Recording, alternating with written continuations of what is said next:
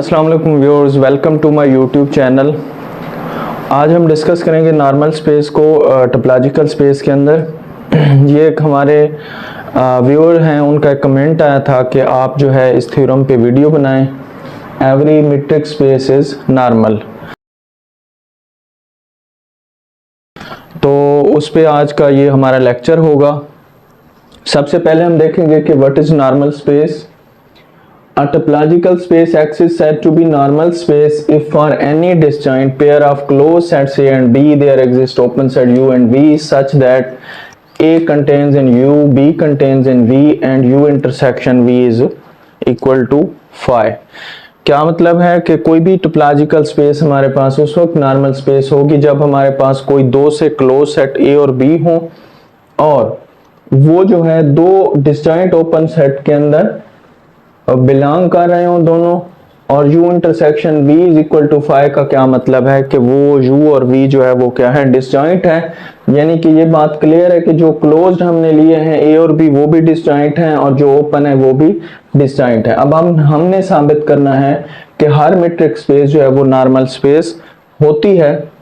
उसके लिए क्या करेंगे कि हम ये शो करेंगे कि हम दो क्लोज सबसेट लेंगे कि वो दोनों जो है ओपन में बिलोंग करते हैं और जो ओपन सेट हमारे पास बने हैं उनका इंटरसेक्शन जो है वो एम्प्टी है।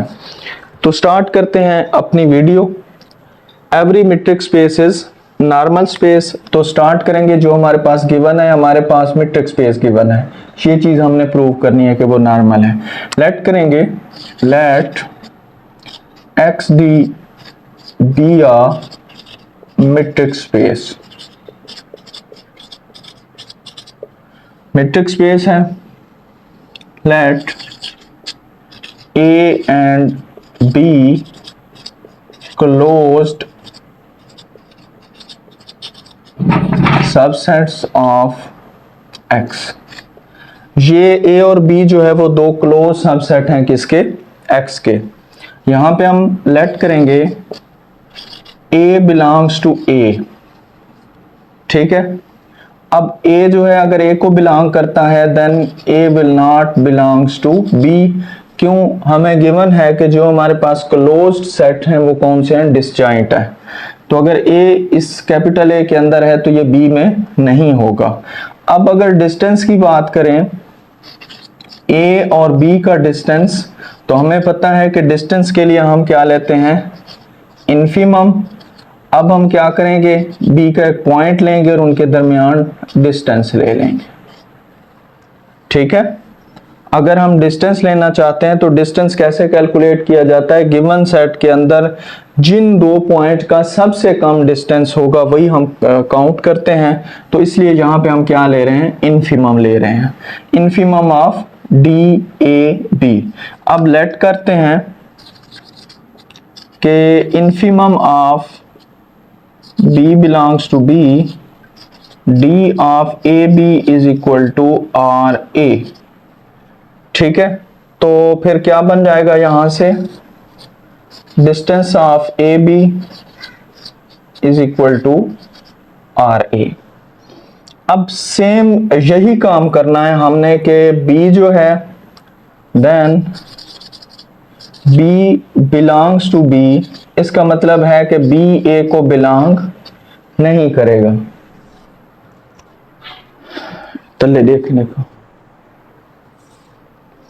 B को बिलोंग करता है तो B A को बिलोंग नहीं करेगा। यही सारा प्रोसेस करेंगे जो मैंने यहां पे लिखा और एंड पे हमारे पास क्या आ जाएगा, DBA is equal to R of B। तो ये दो बातें काम की हैं। अब नेक्स्ट हम देखेंगे कि अगर ये तो आ गए हमारे distances, let SRA over 3A and SRB over 3B are two open sphere। ये कोई से हमने दो ओपन स्फीयर ले लिए, SRA over 3A into SRB over 3 into B R two open sphere. अब इसका क्या मतलब है कि इनका रेडियस r/3 है, इसका रेडियस rb/3 है। ये जो स्फीयर है ये इसका सेंटर a है और इस स्फीयर का सेंटर जो है वो क्या है, b है। तो इसका मतलब है कि फिर a जो है वो बिलोंग करेगा sra/3 इंटू a। चूंकि a के ऊपर सेंटर है इस ओपन स्फीयर का तो a इसको लाजमी बिलोंग करेगा।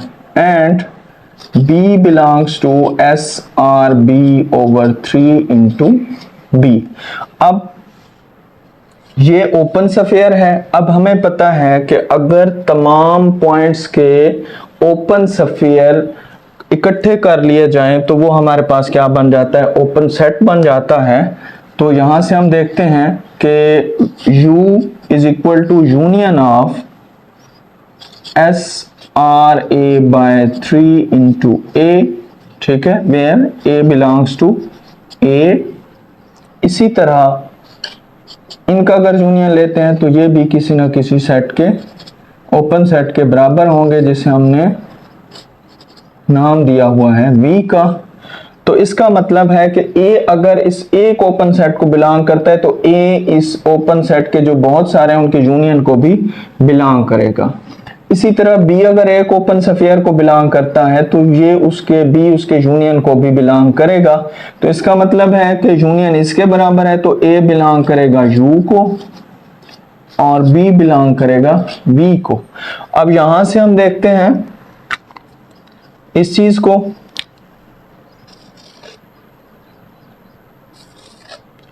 A को बिलोंग कर रहा था, अब A U को बिलोंग कर रहा है, B को बिलोंग कर रहा था, B V को बिलोंग कर रहा है। तो यहां से हम लिख सकते हैं कि फिर A is subset of U and B is subset of V, ठीक है। तो ये पहली कंडीशन जो है हमारी पूरी हो गई कि A सबसेट है U का और B सबसेट है V का। अब हमारा काम ये है कि हमने इसको प्रूव करना है। On contrary,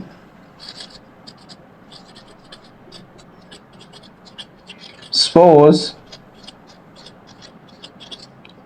U intersection V is not equal to phi। Prove हमने करना है कि ये फाई के इक्वल है। मतलब क्या है कि ये दोनों डिसजॉइंट है।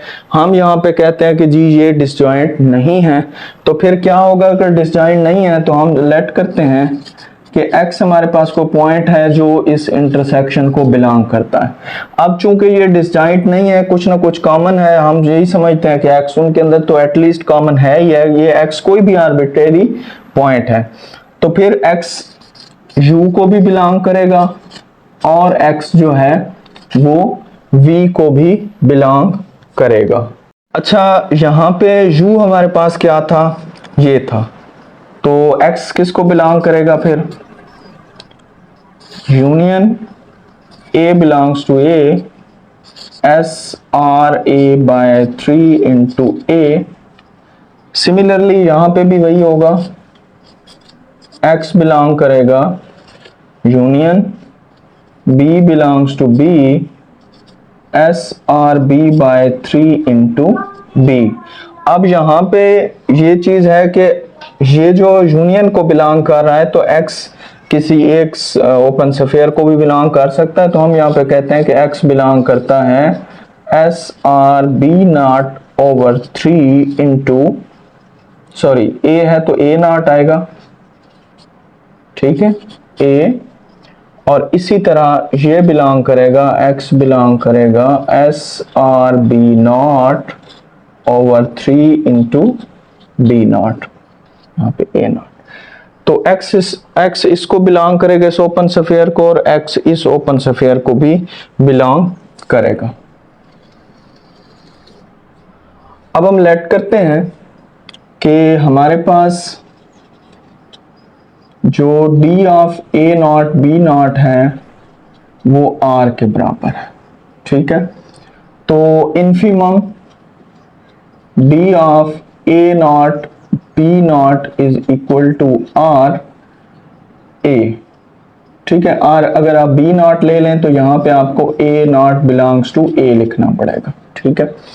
अब यहाँ पे क्या है कि इन्फीमम तो इसके बराबर है, लेकिन अगर मैं वैसे आम डिस्टेंस ले लूं तो वो इससे क्या होगा, ग्रेटर होगा। क्यों ग्रेटर होगा, क्योंकि हमें पता है इन्फीमम तो होता है स्मॉल डिस्टेंस, जो सबसे कम डिस्टेंस होता है। लेकिन अगर मैं जनरल डिस्टेंस की बात करूं तो ये इससे क्या होगा, ज्यादा होगा। अब D of A not B not किसके इक्वल है, आर के, तो आर ग्रेटर हो जाएगा आर बी नॉट के। सिमिलरली जो है इसको आपने बिल्कुल ऐसे ही करना है, और आर जो है वो ग्रेटर होगा आर ए नॉट के। ठीक है, क्या करना है आपने, यहाँ पे आपने लिखना है B not belongs to B D of A not B not is equal to R A not. फिर यहाँ पे D of A not B not greater than R A not बन जाएगा, और आर ग्रेटर देन हो जाएगा are A not के। यानी कि यही सेम काम आपने करना है। अब 1 2 नाम दिया था इसको, 3 और 4 का नाम दे देते हैं। अब यहाँ पे using triangular inequality, D of A not B not less than, ठीक है, D not A not X plus D of X B not. ठीक है, ये हमारे पास क्या होती है, ट्रायंगुलर इनइक्वालिटी होती है। अब D of A not B not less than, अब D of A not X जो है यहां से हमारे पास ए नॉट और एक्स का डिस्टेंस क्या होगा भाई, ये हमारे पास क्या होगा आर ए नॉट बाय 3, और इसी तरह D of B not X का डिस्टेंस जो है ये लेस होगा आर बी नॉट ओवर 3 के। ठीक है, ये वाली चीज। तो यहां पे इनकी जो है हम वैल्यू रिप्लेस करेंगे, R A not by 3 plus R B not by 3। अब यहां पे